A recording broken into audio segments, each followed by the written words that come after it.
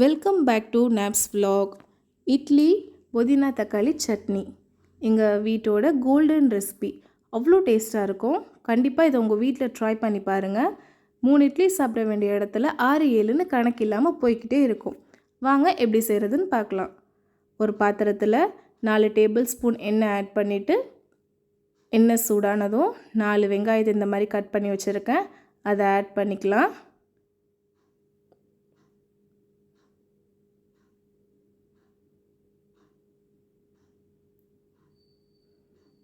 தேவையான அளவு கல்லுப்பு, 1 டேபிள் ஸ்பூன் உளுத்தம்பருப்பு எல்லாத்தையும் நல்லா மிக்ஸ் பண்ணிக்கலாம்.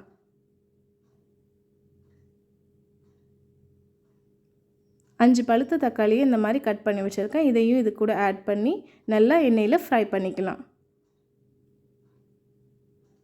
6-7 காஞ்ச மிளகாய், உங்களுக்கு காரத்துக்கு தகுந்த மாதிரி மிளகாவை கூட்டிக்கோங்க இல்லை குறைச்சிக்கோங்க. 6-7 பல்லு பூண்டு, 1 கப் புதினா, 1/2 கப் மல்லி எல்லாத்தையும் நல்லா ஃப்ரை பண்ணிக்கோங்க. இந்த ரெசிபியோட சீக்ரெட்டே எல்லா இன்க்ரீடியன்ட்ஸும் எண்ணெயில் நல்லா வதக்கணும். அவ்வளோதான். ஃபைனலாக ஒரு 1/2 கப் துருகின தேங்காய். ஸ்டவ் ஆஃப் பண்ணிவிட்டு எல்லாத்தையும் நல்லா மிக்ஸ் பண்ணிக்கலாம். மிக்சியில் கொஞ்சமாக தண்ணி விட்டு அரைச்சி எடுத்துக்கலாம். இந்த மாதிரி தாளிப்புக்கு ஒரு தடுக்கா பேனில் எண்ணெய், 1 டேபிள் ஸ்பூன் கடுகு பொரிஞ்சதும் 1/2 டேபிள் ஸ்பூன் உளுத்தம்பருப்பு, காஞ்ச மிளகாய், கருவேப்பிலை தாளிப்பை நம்ம சட்னியோடு ஆட் பண்ணிட வேண்டியதான்.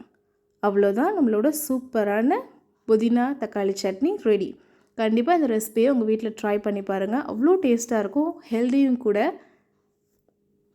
கண்டிப்பாக இந்த ரெசிபியை ட்ரை பண்ணி பார்த்துட்டு எப்படி இருக்குன்னு கமெண்ட் பண்ணுங்கள்.